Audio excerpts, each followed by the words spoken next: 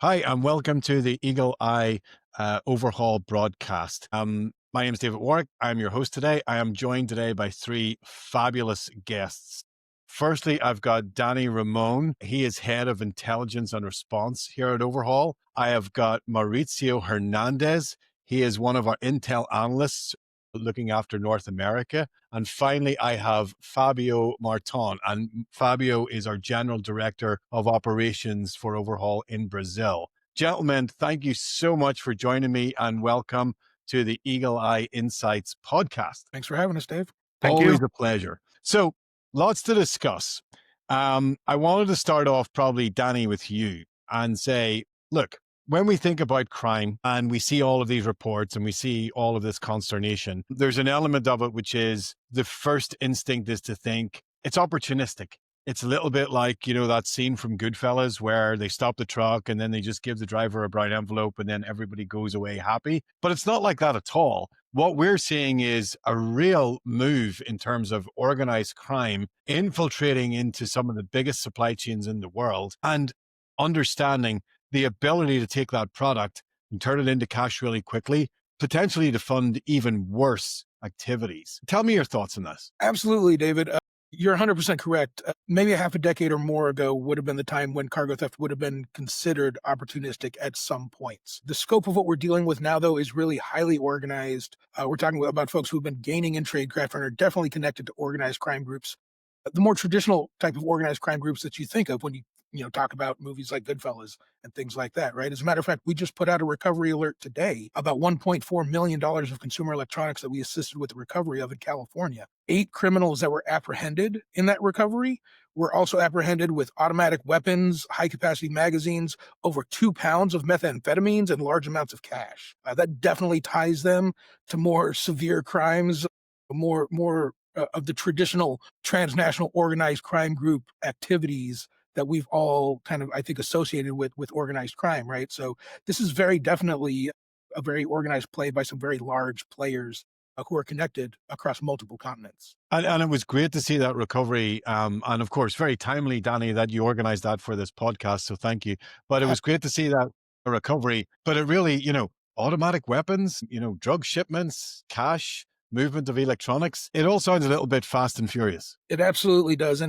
And while that may be a little bit sensationalist in terms of like how it actually happens, I don't think folks are driving Honda Civics underneath 18-wheelers. This is driving down the highway. It's not terribly far off to how some of these things happen. We have seen a rise of in-transit pilferages, that is, large-scale pilferage of cost-dense items while the shipment's in motion. It used to be something we only saw in Europe very occasionally with one specialized crew practicing it. Now we're seeing kind of a modification of that with folks inserting themselves into the back of a trailer at a stop, pilfering as much as they can, and then getting out at another stop. Sometimes that's a forced stop. But beyond that, we've got criminals that are exploiting technology, who are using phishing and social engineering in order to develop more sophisticated ways to steal more freight while reducing their risk, because criminals are like water. They're going to seek out the path of least resistance, but they're going to do that while also maintaining, if not increasing, the amount of money that they can make. And it is, this is important for our listeners to understand as well. It is, we're not opportunistic anymore. This is very organized. But this is happening at massive scale. So Maurizio, you're constantly looking at, across the North American market. What are the numbers? What are you seeing? Why should I care about this? So what we're seeing is that areas too, like South Carolina, North Carolina, Philadelphia, Chicago. So we're seeing that the same modus operandi that we saw in these hotspots are spreading in different areas of the country. So now you have to worry. First, some years ago, you have to worry the first 200 miles, but now you have to worry in the destination, in transit, because of these other hotspots that we are seeing growing every year. So in terms of the growth, if you like, of the crime rates, what are you seeing in terms of year on year? Are we seeing a significant increase in percentage of risk? Yeah, we're seeing at least a 20% of increase year by year. Right now, checking the numbers that we have in 2025 from January to this month, we're expecting that we are going to end this year with at least good scenario for United States, a 50% increase of cargo theft. Comparing to the last year, it's a little bit down because last year was more than 20%, but still up. We're speaking about more than 3,000 cargo theft events already. So that's the numbers that we're going to get this year and the risk that we're seeing for the shipments. Importantly, Mauricio, when you said that it's down from last year, you mean that the increase is down from last year. We're actually increasing. Yeah. We're increasing the volume. It's just not increasing at the same rate it did last year. And that might just be a hiccup for now. Yeah, but we have to wait for the peak season. October, November, December, it's going to be, if it follows the same trend, good scenario, 15%, but it can go up much higher. And of course, and this year, we have the added complexity of, as tariffs have impacted many inbound shipments into the US, it's also actually increased the value of a lot of the loads that we're seeing, moving around the country. And again, that creates that opportunity for the criminal gangs to really, really target supply chains in their weakest moments, if you like, and, turn that into ready cash. So it's a worrying trend, and obviously one that's first and foremost in our minds at Overhaul. Fabio, you work in one of the most challenging markets in the world. Are you seeing a similar trend? Hi, David. Yes. As you said, it's a challenge market in the world for Brazil. We are talking about the second place in cargo theft in the world. And we are talking about as well of a country with 200 millions of people where 65% of the all cargo it's moved by roads. So it brings challenges for the Brazil, and we are talking about security, especially because the conditions of the roads, the gas stations for overnight of the trucks in the roads are not really good. So it brought lots of challenge for a country like Brazil, what made us being the second place when the matter is cargo theft. It is. It continues to be a challenge, and I spent many years, running supply chain in Brazil, so I know very well. What is the advice that you're giving to customers and to 3PLs today? What are you telling them is the right way to think about this? Today we have to look for the security not more as a silos, but as an integrated process in the supply chain, right? So we have to look for the process, we have to look for the technology, but we have to look for the numbers, we have to look for the statistics. We have to understand how the gangs works in Brazil according to the region of the country, right? To have the proper solution for this problem. So when we are talking about Rio de Janeiro, for example, the solutions are not the same we apply in São Paulo, are not the same we apply in Mato Grosso. The solution cannot be the same for medicines that we apply for the agribusiness. So each kind of crime in Brazil for each kind of region has a different solution. So to have intelligence in the process is fundamental for avoid the crime, for combat the crime. So what we talk for our customers, it's not more armed guys with guns or armed escorts that bring the solution. Intelligence allied to technology and process are what brings the solution for the cargo crime in Brazil. It's a really interesting point, Fabio. So Danny, going back to you, it sounds a little bit like painkillers versus vitamins. It's prevention. Prevention is the ultimate cure. How do you tell me what you think? Yeah, I 100% agree with that. I mean, as director of the response team, right, I'd much rather that we prevent a shipment from being stolen than I wake up at 3:00 in the morning to help recover it. But that said, I mean, it just operationally speaking, it is orders of magnitude easier to prevent a theft than it is to get it back once it's been stolen. So just in terms of working smarter, not harder, absolutely, an ounce of prevention is worth a pound of cure. So what does that prevention actually look like? What are the things that, customers can do today to help to build that sort of resilience, but to help to reduce that impact? Obviously, Overhaul. The easy answer is deploy Overhaul, and we'll make everything better. But even when we are partnered with customers, there's still a lot that we need on all sides to make this as secure and safe as possible? What are some of those things? Yeah, well, Dave, like you mentioned, everybody always wants that magic bullet, that one-stop shop that's going to fix everything. And outside of Overhaul, that's not really a thing, right? But even within Overhaul, I mean, when you've got security programs in place, you have to know how to utilize them properly. You have to use them the way that they're intended to be used in order for them to operate properly. So, like, one of the things that we're introducing now is Fraud Watch, which is carrier vetting. And of course, this is specific right now to US and Canada, although it is a growing problem across EMEA, and I expect it'll start growing across Latin America as well. So that's another point that, the magic bullet may be just regional also, and you've got to look at a different magic bullet for a different region. But carrier vetting is a huge aspect of prevention in the US and Canada right now, as well as making sure you've got thorough documentation of everything for the driver who shows up. That means, not just taking a picture of the tractor and the trailer and the license plate. Get in there on the logo and the US DOT number on the side of the trailer.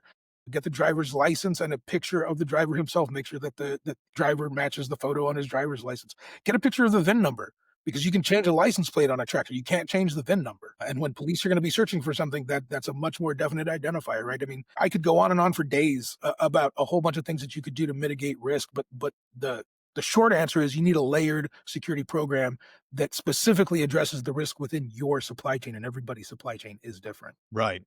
And so, like, Maurizio, what are some of the things that really have a dynamic impact? Like, what are the some of the simple steps that you've seen that can actually drive a number in a different direction? So here in Mexico, what we see is that, as Fabio mentioned it, intelligence to check, to know what's going on the roads, the hotspots, the schedule, the times, the most insecure truck stops, because it's what Fabio mentioned about Brazil. You can translate put into Mexico, and it's pretty much the same. You have different gangs, you have unsecure places, you have a small law enforcement on the road. So what we can do is check the operation. That's what we do here for Overhaul for our customers. When they are first approach to us and close a deal, the first thing that we do for them is to check their operation. Like, what are your routes? Where are you stopping? Who is your carrier? Who is your driver? On base of that, we can know where are the opportunity areas, or where is the place that we have to put more security on. It is not about having 30 or 40 GPS devices on a single truck. It's about knowing when and where is the criminals. The data that we get free here from Overhaul, here in Overhaul, Mexico, the real-time data is fundamental for us to know what's going on the road, so we can translate that into a report for our customers, so they can know, oh, maybe I don't need more security, I don't need an escort. I just need to change the route. I just need to change the departing time. So those little things that you may think that are not big steps are fundamental for reducing the risk for the shipments here in Mexico, and I believe for all the regions that we cover in Overhaul. And this is, it's an interesting point. So we have over 6 billion data points. We're adding 150 million data points every month just with the cargo that we're tracking. But this very, very much sounds like, and Fabio, I'm going to ask you about this now. It very much sounds like, we are this, when we talk about security, the traditional sense was all around that physical security. But really, this is turning into more of a digital play, and our ability to leverage the data that we've collected, but also the data that we can get on any given point of time and any second is really starting to help us to allow our customers to prevent. It's allowing us to give better indications of where there's going to be a problem, and allowing our customers to take that preventative action, knowing that Overhaul will then secure the load anyway. Got it. No, that makes perfect sense. And Mauricio, recently held a security summit in Mexico City with our friends at Under Armour. And that was a big theme. It was the ability to leverage data to really drive this preventative action that, Overhaul, we're always watching and we're always gathering, and we're continually using that data to not only improve our own platform, but also to improve customers and partners' awareness and allow them to make better decisions. Yeah, we get in touch with experts in logistics and security in that summit. It was a great place to network. Yeah, the Mexico market know about the risk situation that we're facing right now. The only thing that what we're seeing there is that they don't understand completely their operation. So if they don't understand completely what's going on in their operation, they're not going to know which tools really to apply. And that's what we're here for in Overhaul. We help them to understand their operation, to give them the best advices that we can. And also, a good point that I want to retake from what Fabio said first. We heard we saw many managers of security there. And they're like, every time we check the budget every year, they're like, why are we spending too much in security? I haven't heard anything about security. And the idea of everybody was like, you haven't heard about security because we're doing the job. When you hear about security is when you get nervous. Because when you hear that something happened about security is when you have problems. So the idea of that security need to be reducing the budget, it's one of the biggest mistakes that we have seen in many companies. And yeah, we support those managers. We work hand to hand with those managers to help them understand to the board, like we're doing this for the best of the business. And very much it is the case that prevention actually is the cure. Danny, I'm going to finish with you because your experience and, the things that you've seen in your time, it's worthy of writing a book. So just give me one or two of those most dramatic things that you've ever seen just to make sure I don't sleep well at night. Oh my gosh.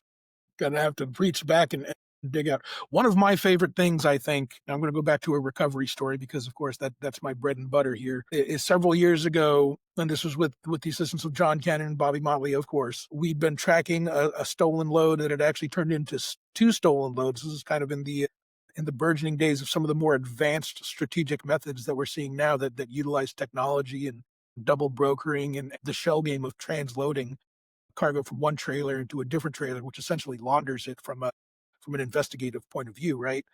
We were able to use our technology and the relationships that we had built with law enforcement in Southern California to recover not only both of the loads that had been moved into different trailers without our knowledge, but we actually recovered a third load that had been stolen from someone who wasn't even our client. That was a great about 48 hours or so that we spent on that one. One of my favorite ones. Anyone who catches me out at an industry event at happy hour, ask me for some of the more juicy details on that one. Absolutely. And when Danny is out, on the speaking circuit and at these trade conferences, nobody better to sit down and have a quiet drink with.